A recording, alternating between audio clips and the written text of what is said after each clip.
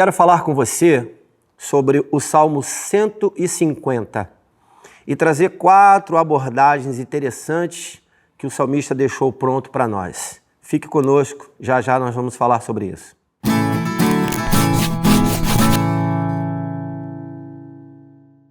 Tudo bem? Como vai você?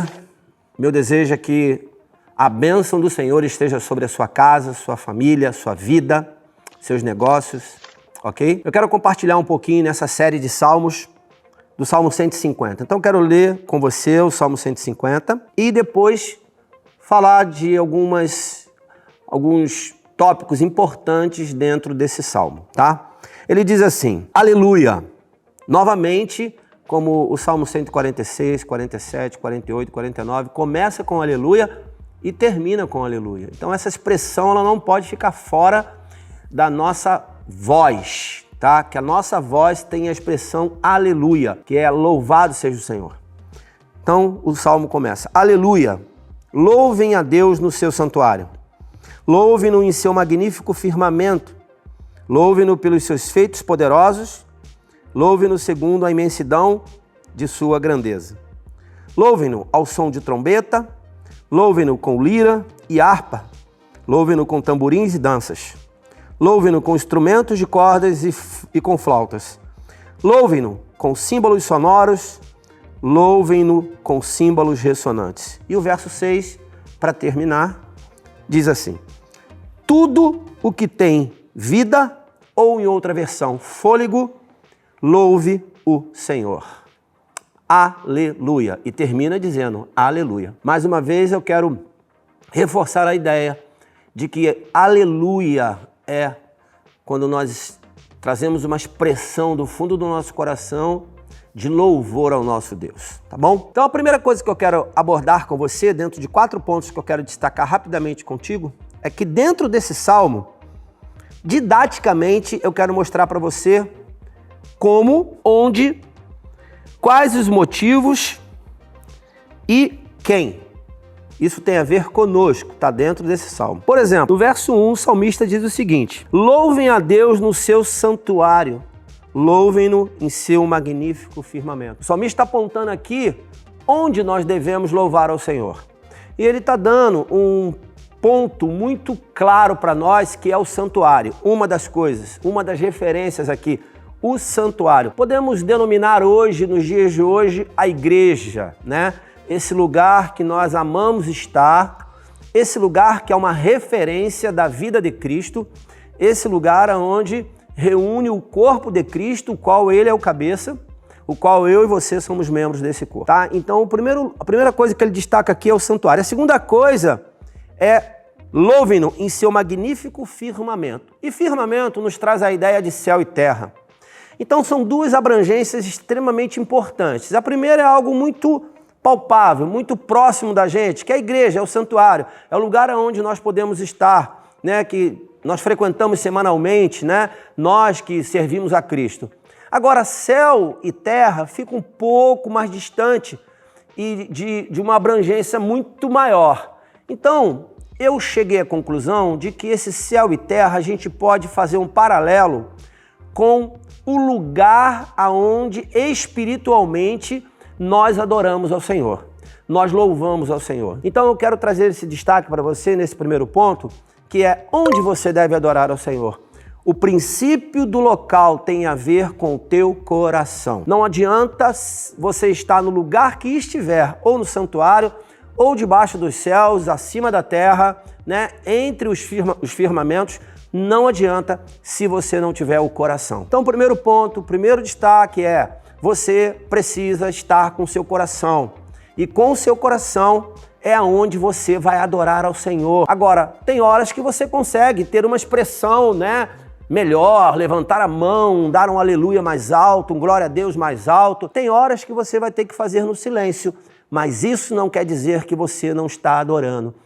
Em ambientes diferentes, se você estiver com o teu coração totalmente inteiro, certamente você estará adorando ao Senhor. Então, o primeiro ponto é como? Com o teu coração. O segundo ponto que eu quero destacar é quais os motivos que me faz louvar ao Senhor, porque o salmista, ele nos faz uma convocação para louvar ao Senhor e ele dá alguns motivos importantíssimos. E olha o texto, Salmo 150, verso 2. Louvem-no pelos seus feitos poderosos. Louvem-no segundo a imensidão de sua grandeza. A primeira coisa é, se você já viveu uma experiência com Deus, você sabe o quanto esse Deus é poderoso. Então o salmista está falando de algo que ele já tinha vivido, né? Ele está expressando, ele está deixando uma mensagem para nós daquilo que certamente ele tinha vivido. Se você ainda não viveu uma experiência poderosa com o Senhor, creia, pela fé, você pode viver. Você pode experimentar um milagre, um sinal e um prodígio da parte do Senhor. E o outro destaque que ele dá aqui nesse verso, esse único verso, ele diz: imensidão de sua grandeza. Eu fico pensando, né? Que é grande já é de uma proporção, né, muito maior do que o normal. Agora, além de ser grande, ainda é imenso. Isso dá ideia para nós de um Deus que ele é imensurável. Um Deus que nós não conseguimos, de forma nenhuma, medir o poder dele, medir a existência dele, medir o quanto ele é maravilhoso. Na verdade, o que nos faz chegar próximo dessa grandeza e desse poder do nosso Deus é o quanto nós o adoramos. Por isso, não perca a oportunidade de lembrar dos motivos pelo qual você adora ao Senhor. Amém? Esse é o segundo ponto. O terceiro ponto é como que eu devo adorar. E aí o texto, do verso 3 ao verso 5, dá um destaque para a gente, simbolizando com algumas coisas muito pertinentes nós. Por exemplo, quando nós estamos no nosso culto, nós lembramos muito disso e vivemos literalmente esses instrumentos. Diz assim: louve-no ao som de trombeta, louve-no com lira e harpa, louve-no com tamboris e danças, louve-no com instrumentos de cordas e com flautas, louve-no com símbolos sonoros, louve-no com símbolos ressonantes. São instrumentos que muitos têm os nomes diferentes dos de hoje, mas, por exemplo, lira e harpa são instrumentos de corda. Símbolos são instrumentos de percussão, uma bateria que nós usamos hoje. Isso são instrumentos que se tornam ferramentas, né? E que têm o nome de instrumento. Então, são instrumentos que Deus usa, que se tornam ferramentas que nós chamamos de instrumento. Então, eu lembrei do seguinte: nós, eu e você, somos os instrumentos de Deus para adorar ao Senhor. E quando não tem o tamborim, e quando não tem o símbolo, e quando não tem o violão, e quando não tem a guitarra, e quando não tem o microfone, e quando não tem todo esse aparato, inclusive esse que nós estamos aqui, o que nós fazemos? Nós temos uma voz que o Senhor nos deu. Nós temos um sopro de vida que nos faz botar para fora uma voz que serve como um instrumento de adoração ao Senhor. Como que você deve adorar? Liberando a sua voz em expressão de louvor e adoração ao seu Deus, e com certeza ele vai se agradar muito disso. E o quarto ponto, e o último que eu quero dar um destaque aqui com você, tudo dentro do Salmo 150, é quem pode adorar. E você deve lembrar do verso 6 que nós lemos. O verso 6, o menor versinho desse salmo, diz o seguinte: tudo que tem vida, em outra versão, fôlego, louve o Senhor. Amém? A minha pergunta para você que está aí, vivinho, cheio de fôlego, é: você já louvou o Senhor nesse dia? Porque eu e você temos a responsabilidade, temos o direito, temos a oportunidade, a partir de Cristo Jesus, de louvar ao Senhor. Tudo aquilo que o Senhor nos deu, o fôlego de vida que Ele nos deu, a capacidade que Ele nos deu, é para voltar para Ele com uma expressão de louvor e adoração. Por isso, o salmista destaca muito a palavra aleluia, porque a palavra aleluia significa louvado seja o Senhor. Não permita perder nos teus lábios o prazer, a alegria de poder louvar ao Senhor. Então você tem o lugar, né? Você tem os motivos, você tem onde, e você é o instrumento de Deus para adorar ao Senhor. Amém? Então o Salmo 150, ele pode até ser o último salmo, né, dessa série de salmos que nós conhecemos.